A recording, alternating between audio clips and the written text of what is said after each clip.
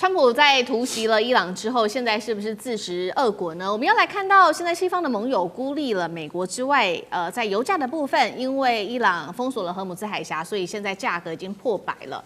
美股的部分則是大跳水。習川會現在川普最在意即將要登場的3月份習川會是否也會被因此取消呢？今天會一起來做關心。好，本來川普覺得說這一場戰爭應該就是以一種閃電的方式可以立刻的結束。但是沒有想到是立刻翻盤了。我們剛剛也談了非常多有關於戰情的部分。那麼川普呢，他也希望說西方的盟友們是不是在這個時候能來幫助美國？沒有想到我們看到西班牙跟英國是立刻表態了，不會來幫助美國。好，我們來看到是西班牙的首相，包括了桑切斯，他說拒絕美國使用西班牙的軍事基地。英國呢，美國最堅定的盟友，英國也說這次軍事行動我們選擇不會參與，包括你也不可以使用在這邊的英國在這邊的美軍基地。川普就怒批施凱爾，你不是丘吉爾，講這些話也都沒有用。另外，川普也說了，除了英國之外，西班牙我會跟你切斷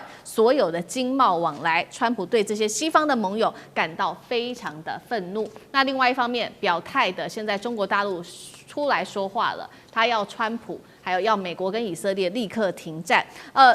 這個北京強烈的表態說，美以的行動這個是錯誤的。原本規劃的川習會，現在北京有沒有可能取消或者是延後？這對於華府來說，恐怕是非常擔心的事情了。所以接下來我們要特別請教委員又怎麼看了？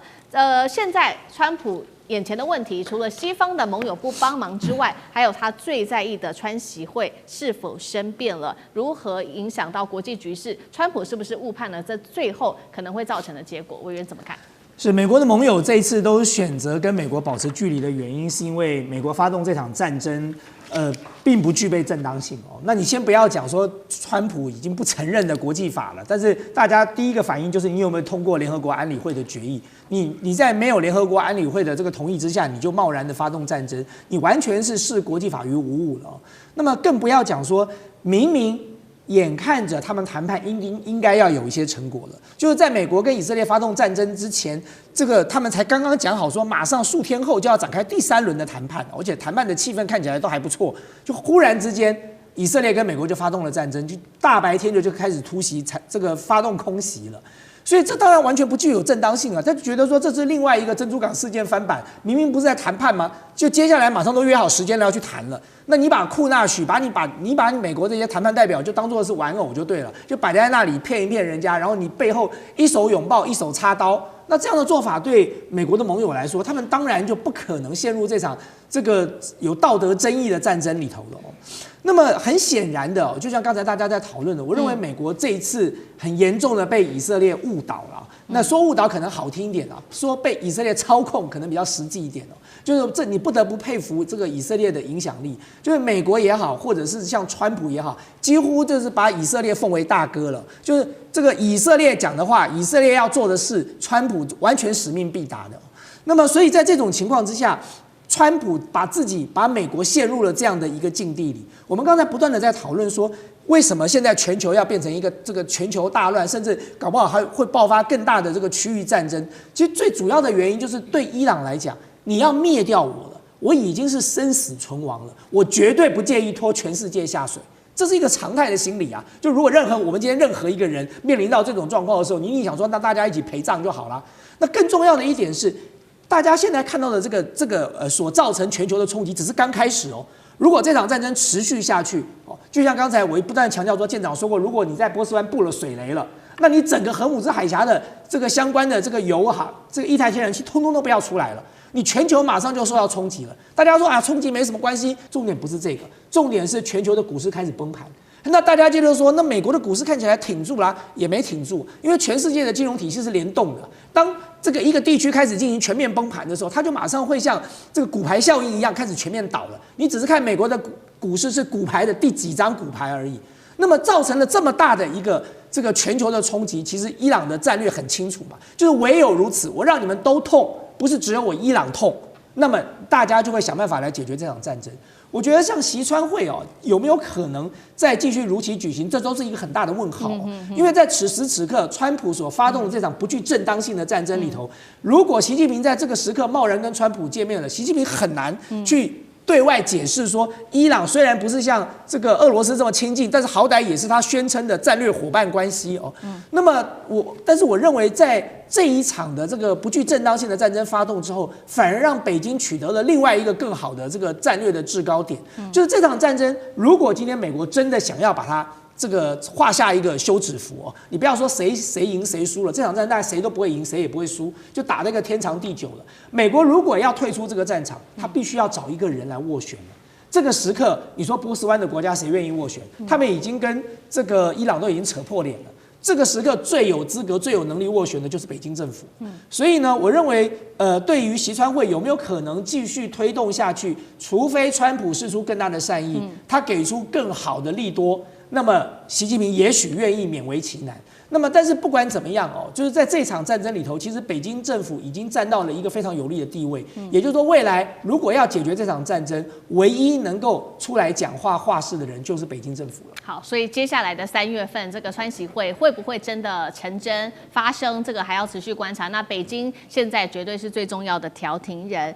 川普現在要擔心的事情，除了說接下來的習川會會不會如期舉行之外，他還要更擔心的是，現在整體的資本市場已經開始出現了非常多的反應了，恐怕都對於他來說是具有非常大的壓力的。我們先要來看到的是，包括因為剛剛提到了嘛，伊朗它封鎖了荷姆茲海峽，在這邊布了大概6000多枚的水雷在這邊，所以現在可以看到呢，這個油價的部分已經不斷的在飆漲，150艘的油輪現在卡在荷姆茲海峽的海上，油價單日狂飆雙位數，布蘭特原油的短線衝到80到90美元，現在預估封鎖持續的話，油價會破100元大關，天然氣價格同樣是衝破飆漲了130%。川普一直喊嘛，趕快降息，現在看起來通膨的壓力會持續的擴大，那就更不可能逼着聯準會主席去做降息了。那所以川普就喊啊，那沒關係，你荷姆茲海峽封鎖，我會出動所謂的海軍來去護航之外，針對資本市場，我也會做這個金融保險的救援，到底有沒有效啊？艦長又怎麼看？川普經常講話，就是他一念之間就是隨性而至就說了一個東西，他根本沒有去問問底下如何去做這個事情。荷姆斯海峽的地形如果你看了這裡的地圖，你就知道你海軍怎麼去護航。大家請看這裡如果這個可以拉近一點的話，你看這裡，荷姆斯海峽在這裡。你知道我從這個波斯灣這裡走出來，彎到這裡這樣過去，這裡距離非常近。當我一個船走到這中間的時候，我問你，所有這裡都是伊朗每一個方向都有可能打一個飛彈過來，甚至一個飛彈快，它有數百艘的飛彈快艇，飛彈快艇也可以打過來，你如何防？這個東西不是說這裡東西彎的，而是它的叫做它的反應時間根本不夠啊。這個30幾公裡，我走在中間，大概就是距離陸地大概是10幾公里，那個飛彈一下就到了，那我怎麼防？我去保衛別人，我一個軍艦走在裡面，我只有一個想法，我如何自保，我如何活着出來。那如果一艘軍艦在這裡，那軍艦都上百億的，一個叫做油輪也不過才幾十億而已啊。那你認為，如果我今天要去打這個護航的油輪，跟那個護航的軍艦的時候，這油輪的時候，你要打誰？我先選擇軍艦，那是高價的，我怎麼會打油輪？這是一個。那土耳其，對不起，伊朗有高音速空傳飛彈，它的飛彈的性能我查了一下，比我們的雄三還要好，就是更快一點，打得更遠一點。他用這個打，我現在跟你講，他在這裡面這麼短的時間，幾乎很難防，你知道？理論上可以，實際上都非常難。所以他會不會用這個去打他呢？我告訴你，別以為他會打。所有的角色都要去想。如果我今天他不說他在外面有一個航母，对不對？我派了5個這個飛彈快艇去打5枚我剛剛說的那個超音速飛彈，然後把它航母打沉或打很重，然後呢？然後這個國家就基本上就完蛋了，美國就要你的命了。所以他會去做一個考量。任何作戰不是說你這樣完畢就結束的，沒有結束啊，還有後續。然後剛剛委員說幾次就。這一次所有的封鎖都是靠飛彈封鎖。如果他說停，立刻停。有一個指標，大家去看只要看到這個指標出來，就知道完蛋了。他如果在這裡布300顆水雷就完了。為什麼？整個就堵住了。2012年曾經在這裡做了一個30個國家的排雷的演習，放了29顆雷，進行了12天，找到的雷不到一半，非常非常的困難。那還29顆，你只要擺300顆雷，就真的符合委員說的，他要跟世界同歸於盡。我覺得那個是一個很重大的一個指標。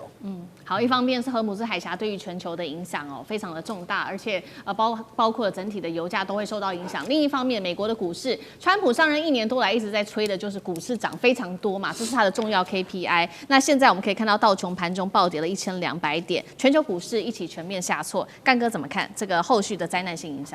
對啊，你川普好不容易弄出一個政績來了，結果一打2天完蛋了，道瓊下跌1200點。我告訴你，那個1200點對美股而言是很大的災難，對不對？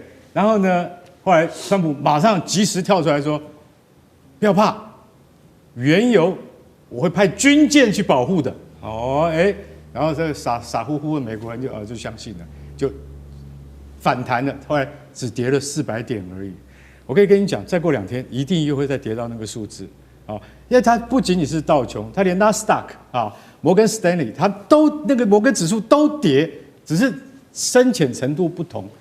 我们就来這樣講，我先講一個重點，就是說，不要說6000顆水雷啦，剛才艦長講的是29枚找不到1萬，我告訴你，只找到14枚而已，那個是5年前的排雷訓練。